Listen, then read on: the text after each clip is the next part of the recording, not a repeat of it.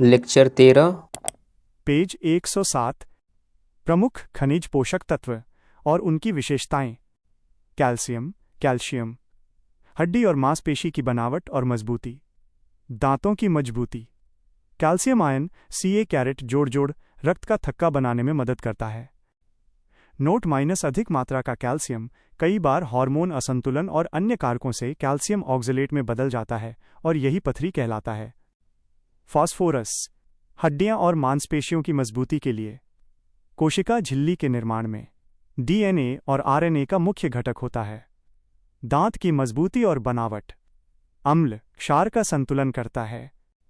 Magnesium दीर्घकालिक रूप में ऊर्जा प्रदान करता है, इसलिए खिलाड़ी मैग्नीशियम युक्त भोजन का उपयोग करते हैं।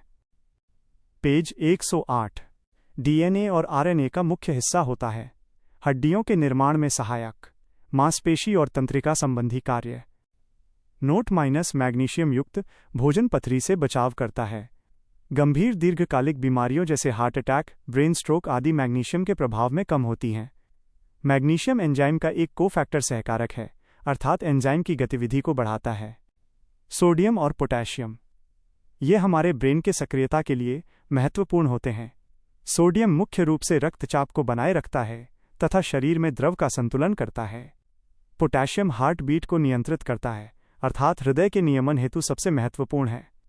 इसके अलावा ये एंजाइम की सक्रियता और अंतःकोशिकीय क्रिया को भी बढ़ाता है। पेज 109। सोडियम कम long right arrow hyponatremia. Long right arrow heat cramps, kidney fail की समस्या। सोडियम ज़्यादा long right arrow hyponatremia, long right arrow BP का बढ़ना और हार्ट अटैक की समस्या। पोटेशियम कम long right arrow hypokalemia, long right arrow चिड़चिड़ापन, घबराहट, तनाव, अवसाद जैसी समस्या महिलाओं में। सल्फर लहसुन, प्याज, सरसों का तेल, अंडा।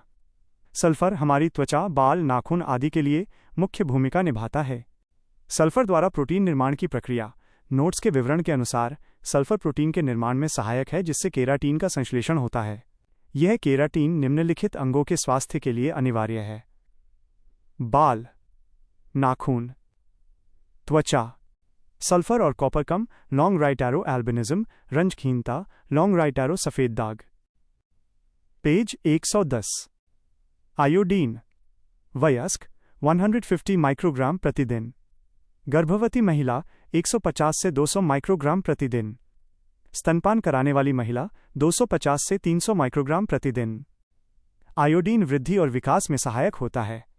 यह हमें नमक के साथ मिश्रित होकर अथवा समुद्री भोजन से प्राप्त होता है। आयोडीन की कमी होने पर हमारी थायराइड ग्रंथि में सूजन आ जाती है, जिसके कारण घेघा रोग या गॉइटर रोग हो जाता है। आयोडीन कम होने पर गर्भ में पल रहे बच्चे के मानसिक विकास पर नकारात्मक असर होता है और क्रिटिनिज्म या मंदबुद्धिता नामक रोग हो जाता है। नोट माइनस अधिक आयोडीन भी हानिकारक होता है और यह हाइपरथायराइड और कैंसर की समस्या ला सकता है। पेज 111। आयरन या लोहा। पालक, सेब, चना, गुड़, मोटे अनाज आदि इसके प्रमुख स्रोत हैं। आयरन हीमोग्लोबिन को मजबूत करता है और ऑक्सीजन परिवहन व ऑक्सीजन भंडारण में मदद करता है। यह एंजाइम की क्रियाशीलता को बढ़ाता है और उपापचय मेटाबॉलिज्म को बढ़ाता है। प्रतिरक्षा कोशिकाओं का विकास और ऊर्जा उत्पादन में मदद करता है। आयरन की मात्रा का प्रभाव। 1. लोहा कम लॉन्ग राइट एरो हीमोग्लोबिन कम लॉन्ग राइट एरो एनीमिया। 2. लोहा ज़्यादा लॉन्ग राइट एरो सिडरोसिस, लिवर पर प्रभाव। कॉपर यह एंटीबैक्टीरियल और एंटी फंगल क्षमता वाला होता है।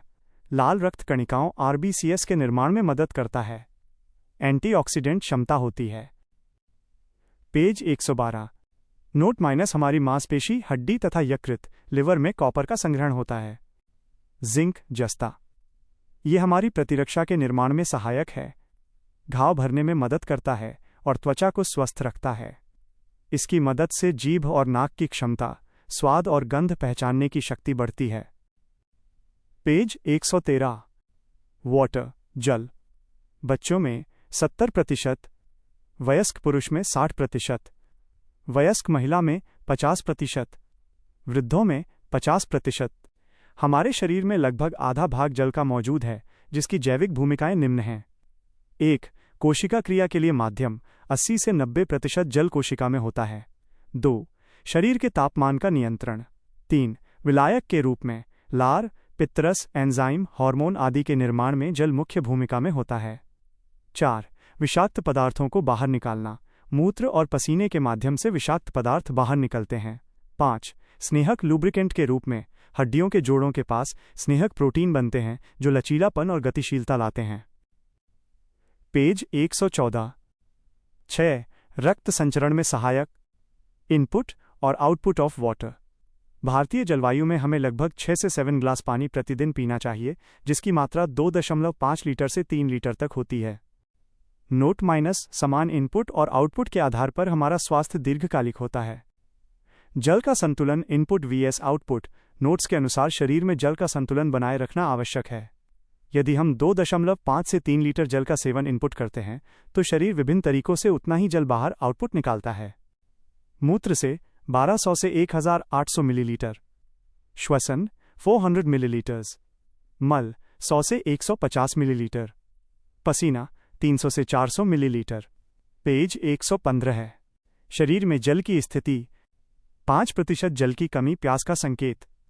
10% की कमी डिहाइड्रेशन, निर्जलीकरण। इसके उपचार हेतु ORS, ओरल रिहाइड्रेशन सॉल्यूशन दिया जाता है। 15% की कमी कोमा। 20% की कमी मृत्यु। नोट माइनस अधिक पानी पीने से शरीर में सूजन बढ़ जाती है और किडनी पर लोड आ जाता है तथा ज्यादा यूरिन बनने से सोडियम की कमी हो जाती है। पेज 116। विशुद्ध जीव विज्ञान। 1. कोशिका सेल। 2. ऊतक टिश्यू। कोशिका सेल। कोशिका की उत्पत्ति का विकासक्रम। नोट्स के अनुसार पृथ्वी के प्रारंभिक काल में जीवन की शुरुआत की प्रक्रिया को इस प्रकार समझा जा सकता है। पृथ्वी, लॉन्ग राइट एरो, गर्म आग का गोला, लॉन्ग राइट एरो 4 तत्व। इन 4 मुख्य तत्वों में शामिल थे हाइड्रोजन, ऑक्सीजन, कार्बन, नाइट्रोजन। तत्वों की आपसी क्रिया। हाइड्रोजन सर्वाधिक क्रियाशील था, जिससे तत्वों में आपसी क्रिया शुरू हुई। H जोड़ C equals CH_4। Methane H जोड़ O इक्वल्स H_2O। वाष्प, इससे बादल बने और वर्षा हुई। H जोड़ N इक्वल्स NH_3। अमोनिया, यह प्रक्रिया सैकड़ों वर्षों तक रही और इनके आपस में अभिक्रिया से जटिल कार्बनिक पदार्थ बने। 1. कार्बोहाइड्रेट। 2. प्रोटीन। 3. फैट, वसा। पेज 117। कार्बोहाइड्रेट, वसा और प्रोटीन जैसे जटिल कार्बनिक पदार्थ धीरे धीरे जल स्रोतों में इकट्ठा होते गए। सूर्य की पराबैंगनी विकिरण UV रेस की अभिक्रिया के आधार पर इन कार्बनिक पदार्थों के द्वारा ही जल में छोटे छोटे कोएसोवेट्स का निर्माण शुरू हुआ। इसके बाद झिल्लीनुमा रचनाएं बनी। यही आगे चलकर प्रोकैरियोटिक कोशिकाओं प्रोकैरियोटिक सेल्स में बदल गए और ये शुरुआती कोशिकाएं हैं। नोट माइनस प्रोकैरियोटिक कोशिकाओं के आधार पर आगे चलकर नीले हरित शैवाल ब्लू ग्रीन एल्गी का विकास हुआ और पहली बार प्रकाश संश्लेषण फोटोसिंथेसिस की घटना घटी।